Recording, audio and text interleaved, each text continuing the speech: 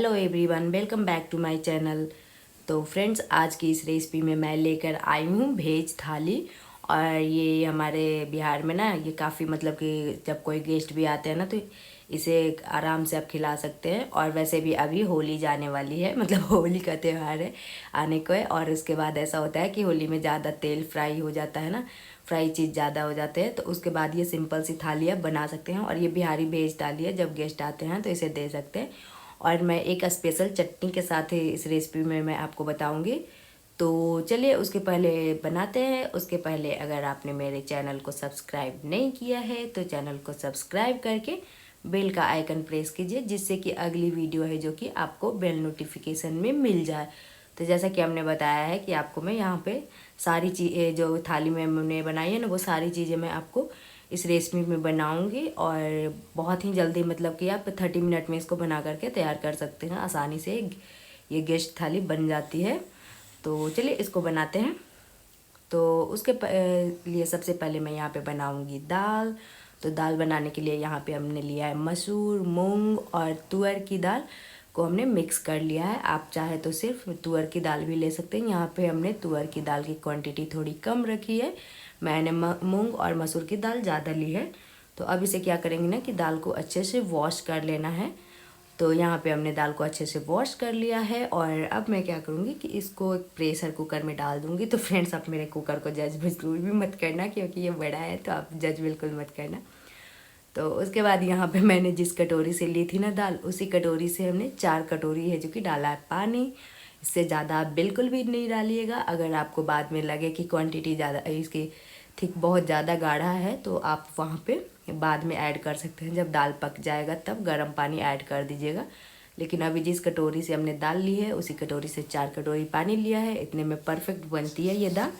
तो उसके बाद यहाँ पे मैं डालूँगी नमक, स्वाद के अनुसार हल्दी, और इसका ढक्कन करेंगे बंद। और अब इसको हमने गैस पे रखा है। तो यहाँ पे हमें लो टू मीडियम फ्लेम पे इसे 3 सीटी आने तक के पकने देना है और इसको अच्छे से प्रेशर निकालने देना है। तो तब तक के दूसरी तैयारी करते हैं। तो इधर मैं सब्जी बना लेती हूँ। दूसरे गैस पे हमने सब्जी के लिए कढ़ाई चढ़ाया है। तो यहाँ पे मैं सूखा सब्जी मैं बनाऊँगी, मतलब हमारे यहाँ इसको भुजिया बोला जाता है, तो मैं यहाँ भुजिया ही बनाऊँगी। वैसे तो इधर कई जगह पे इसको सूखी सब्जी भी, आलू की सूखी सब्जी बोलते हैं, तो वैसे मैं इसको भुजिया बोलते हैं हमारे यहाँ। तो पहले कढ़ाई में डाल देंगे तेल, और यहाँ पे मैं सरसों तेल का यूज कर रही हूँ। उसके बाद डाल देंगे थोड़ा सा राई, और थोड़ा सा डाला है हमने हल्दी पाउडर, जिससे कि आलू में जो पानी होता है ना उससे छींटे ना पड़े। तो उसके बाद क्या करेंगे कि हमें आलू को डाल देना है इसमें, और यहाँ पे ढक के हमें थोड़ी देर भून लेना है। उसके बाद एक बार इसको मिक्स करेंगे, और फिर यहाँ पे मैं डाल दूँगी इसी टाइम पे हल्दी और नमक। तो स्वाद के अनुसार इसमें आप अपने हिसाब से नमक डालिएगा। मैं क्वांटिटी नहीं बताऊंगी, क्योंकि कोई कम खाते हैं और कोई ज़्यादा खाते हैं, तो इसलिए आप अपने स्वाद के हिसाब से डाल सकते हैं। और इसे अब हमें लो टू मीडियम फ्लेम पे पका लेना है जब तक कि आलू अच्छे से पक न जाए। तो यहाँ पे हमने आलू को पका लिया है, अच्छे से ये पक गया है। तो अब इस टाइम पे मैं डालूँगी अदरक और लहसुन का पेस्ट, और थोड़ा सा डाला है हमने लाल मिर्च का पाउडर। इसमें ज़्यादा मसाला ऐड करने की ज़रूरत बिल्कुल भी नहीं है, ये सिंपल ही ऐसे ही बहुत टेस्टी बनती है ये। तो यहाँ पे इसे हमें पका लेना है जब तक कि लहसुन और अदरक का है जो कि अच्छे से भून न जाए, उसका मतलब कच्चापन न चला जाए। और यहाँ पे ध्यान रखना है कि फ्लेम को हाई बिल्कुल भी मत कीजिएगा, वरना मसाले हैं जो कि जल जाएंगे, क्योंकि मसाला हमने ज़्यादा नहीं डाला है। तो अब यहाँ पे हमारा मसाला भी लगभग है जो कि भून गया है। तो अब यहाँ पे मैं क्या करूँगी कि इसे निकाल लूँगी, एक बर्तन में इसको निकाल लेना है, क्योंकि मैं दूसरी सब्जी भी इसी कढ़ाई में बना रही हूँ। आप चाहे तो दूसरा भी ले सकते हैं, लेकिन क्योंकि ये सूखी सब्जी है तो कोई दिक्कत नहीं आती, सब्जी जलती नहीं है। तो फिर यहाँ पे हमने फिर से उसी कढ़ाई में डाल दिया थोड़ा सा तेल, और फिर गोभी, फूल गोभी जो होता है ना वो मैंने डाला यहाँ पे। और उसके बाद यहाँ पे हल्दी का पाउडर ज़रूर डालिएगा, क्योंकि गोभी को जब धोते हैं ना तो उससे पानी के छींटे पड़ते हैं। और एक बात और, यहाँ पे गोभी को ना हमने अच्छे से गर्म पानी में वॉश कर लिया था। और हल्दी और नमक यहाँ पे दोनों डाल दूँगी, जिससे क्या होगा कि जल्दी भून जाएगा। और नमक डालने से क्या है कि फूल गोभी है वो थोड़ा सा सॉफ्ट हो जाएगा। तो इसे मैं ढक ढक के पका रही हूँ, जिससे कि ये सॉफ्ट हो जाए थोड़ा सा, और अच्छा सा फ्राई भी हो गया है फूल गोभी। तो यहाँ पे मैं फूल गोभी की निकाल लूँगी फ्राई करने के बाद। इससे ज़्यादा कलर चेंज नहीं करना है, बस थोड़ा सा गोल्डन कलर आ जाए, बस इतना ही काफ़ी है। उसके बाद अभी थोड़ा सा कढ़ाई में तेल है, तो उसी में मैं फिर से डाल दूँगी तेल, और उसके बाद थोड़ा सा मैं डालूँगी राई और जीरा। यहाँ पे राई और जीरा हमने इकट्ठे एक साथ डाल दिया है। उसके बाद इस टाइम पे मैं डाल दूँगी आलू। तो गलती से हमारा शूट, पता नहीं कैसे वीडियो शूट नहीं हो पाया जब आलू मैं डाल रही थी, तो कोई बात नहीं। भले हमने यहाँ पे 3 मीडियम साइज़ के हमने लिया है आलू, जिसको थोड़े से बड़े बड़े पीसेस में काट लिया है। और अब आलू को थोड़ा सा कलर चेंज होने तक के भून लेना है, मतलब हल्का सा इस पर गोल्डन सा कलर आ जाए। तो यहाँ पे आलू में थोड़ा सा चेंज आ गया है। तो उसके बाद यहाँ पे मैं डाल दूँगी 2 प्याज, जिसको हमने लंबे स्लाइस में काटा है।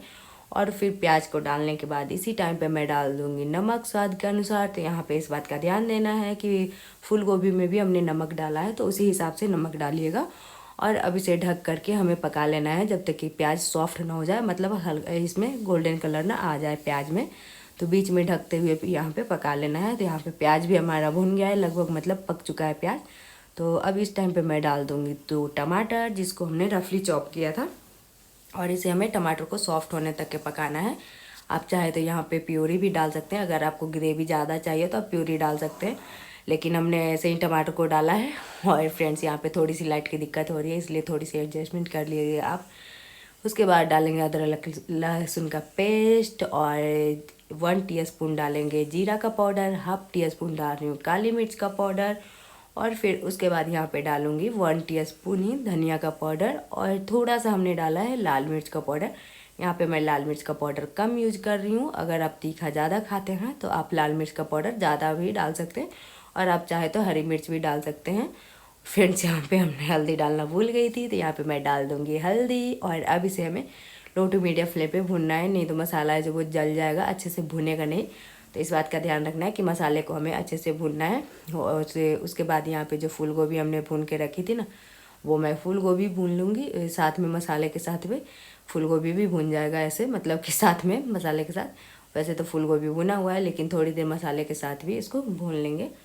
यहाँ पे हमारा मसाला भी भुन गया है, आलू को भी सारे मतलब सब्जियाँ भुन के तैयार हो गई है। तो अभी इस टाइम पे मैं डाल दूँगी पानी, और पानी डाल के एक बार मैं इसकी कंसिस्टेंसी देख लेती हूँ, और लगेगा तो मैं और थोड़ा पानी और डाल दे रही हूँ।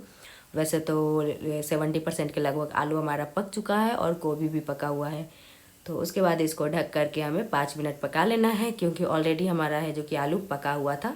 तो एक बार आप चेक कर लीजिएगा कि अगर आपका आलू कच्चा है तो थोड़ी देर आप और ढक के पका लीजिएगा। तो अब इस टाइम पे मैं डाल रही हूँ होममेड है जो कि सब्जी मसाला। अगर आपको इसकी रेसिपी चाहिए तो आप कमेंट बॉक्स में ज़रूर बताइएगा, मैं आपको रेसिपी दूंगी। उसके बाद यहाँ पे डाल देंगे धनिया का पत्ता, और इसको करेंगे मिक्स। उसके बाद इसको गैस का फ्लेम करेंगे बंद। और अब इधर दाल भी हमारी पक चुकी है, तो आप देख सकते हैं ये परफेक्ट बनी है उस रेशियो में। तो यहाँ पे दाल हमारा बन गया है। तो अब इसका लगाते हैं छौंका। तो छौंक मैं सिंपल लगा रही हूँ, कुछ भी नहीं, जीरे वाली तड़का लगाऊंगी, मतलब कि फिर यहाँ पे मैंने तड़का पैन में डाला है थोड़ा सा तेल, और थोड़ा सा डाल दूँगी घी, और फिर डाल देंगे जीरा। और जब जीरा तड़कने लगेगा, मतलब भुन जाएगा, तो दाल के ऊपर है जो कि डाल देंगे।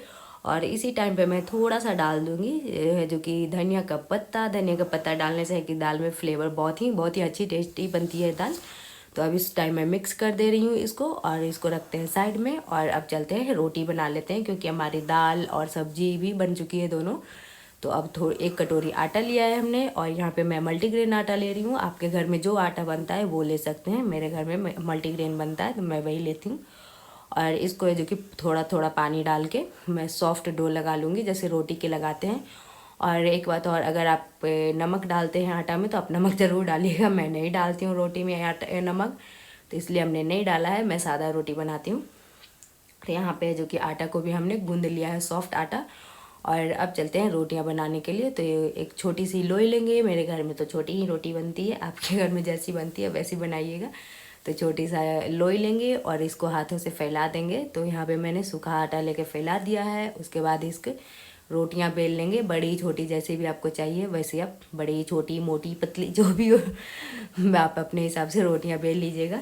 और फिर है जो कि रोटी को हम सेक लेंगे। तो इधर मैंने न तवा को गर्म होने के लिए रखा था, तो इधर हमारा तवा भी गर्म हो चुका है। तो जब थोड़ा सा रोटी सिक जाएगा तो मैं डाल दूँगी पलट दूँगी रोटी को। और उसके बाद जब दोनों तरफ से सिक जाएगा तो इसको है जो फुला लेंगे तो मैं इसको डायरेक्ट गैस पे ही फुलाती हूँ। आप जैसे बनाते हैं रोटियाँ वैसे ही बनाइएगा। तो इसी तरह से मैं सारे रोटी बना लूँगी। तो ये हमारा रोटी भी बन चुका है। अब बारी है चावल बनाने की। तो अब चलते हैं आगे की प्रोसेस में, मतलब चावल बनाने के लिए। तो यहाँ पे मैंने लिया है 1 गिलास चावल, और ये नॉर्मल जो रोज़ बनाते हैं ना वही वाला चावल है, कोई बासमती चावल नहीं है। और अब इसे हमें अच्छे से वॉश कर लेना है। तो इसको हमने अच्छे से वॉश कर लिया है और फिर इसको डाल देंगे कुकर में। तो यहाँ पे मैं कुकर में डाल दे रही हूँ चावल को। पानी को निकाल के डालिएगा, इस बात का ध्यान रखना है कि पानी नहीं होना चाहिए चावल में। और 1 गिलास चावल के लिए यहाँ पे 2 गिलास पानी ही परफेक्ट है। इसमें चावल अच्छे से खिले खिले बनेंगे। और अब इसका ढक्कन लगा देंगे और मैं यहाँ पे हाई फ्लेम पे 1 सीटी आने देंगे चावल को। और तब तक के हम यहाँ पे मैं बना रही हूँ चटनी। तो जैसा कि आपको मैंने पहले भी बताया है कि मैं स्पेशल चटनी बनाऊँगी, मतलब इस रेसिपी के लिए। तो उसके लिए यहाँ पे लिया है 1 मूली, जिसको छील लिया है और इस तरह से काट लिया है छोटे छोटे पीसेस में, जिससे कि क्या होगा कि इसको चटनी पीसने में ना आसान होएगी, अच्छे से चटनी पीस जाएगी। तो उसके बाद इसे मूली, कटे हुए मूली को मैं डाल दूँगी मिक्सर के जार में। फ्रेंड्स, हमारा छोटा वाला मिक्सी का जार है वो ख़राब हो चुका है, तो मैं बड़े वाले में ही बनाती हूँ। उसके बाद यहाँ पे मैं डाल दूँगी धनिया का पत्ता, जिसको हमने अच्छे से वॉश कर लिया है। तो 1 छोटी कटोरी डाला है धनिया का पत्ता। फिर यहाँ पे डाल रही हूँ 3 मिर्ची। तो आप तीखा अपने हिसाब से कम ज़्यादा कर सकते हैं। अगर कम खाते हैं तो कम डाल सकते हैं, और ज़्यादा खाते हैं तो आप ज़्यादा डालिएगा। फिर यहाँ पे डाला है थोड़ा सा अदरक, जिसको हमने अच्छे से छील के धो लिया था, और इसको छोटे छोटे पीसेस में काटना है। डायरेक्ट मतलब बड़ा पीस बिल्कुल भी मत डालिएगा। उसके बाद यहाँ पे डाल देंगे लहसुन। तो 6 से 7 कली लहसुन की मैंने डाली है। और फिर 1 नींबू का रस डाल देंगे। तो इससे क्या है ना कि इसमें खट्टापन आता है ना, तो चटनी है जो कि टेस्टी बनती है। अगर आपके पास नींबू नहीं है तो इसके जगह पे आप आमचूर का पाउडर डाल दीजिएगा। और इस चटनी का टेस्ट बढ़ाने के लिए मैं डाल रही हूँ थोड़ा सा जीरा, थोड़ा सा अजवाइन और थोड़ा सा काली मिर्च। उसके बाद डाल देंगे थोड़ा सा नमक, और इसको अभी मैं पहले दरदरा पीसूँगी, मतलब बिल्कुल फाइन नहीं करना है।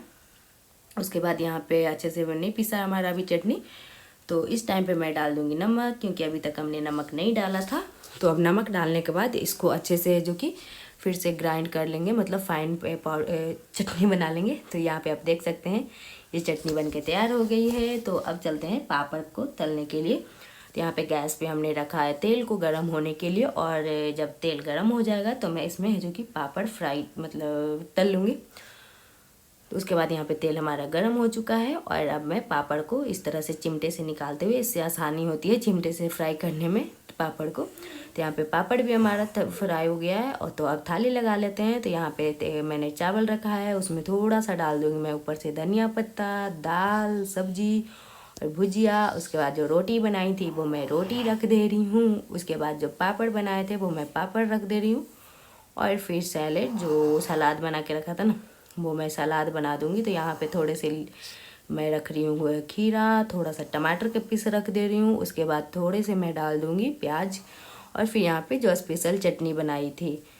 तो फ्रेंड्स, आपको ये रेसिपी कैसी लगी कमेंट बॉक्स में ज़रूर बताइएगा, और अगर रेसिपी अच्छी लगी तो लाइक और शेयर भी कीजिएगा। तो फिर मिलते हैं अगली वीडियो के साथ। Thank you.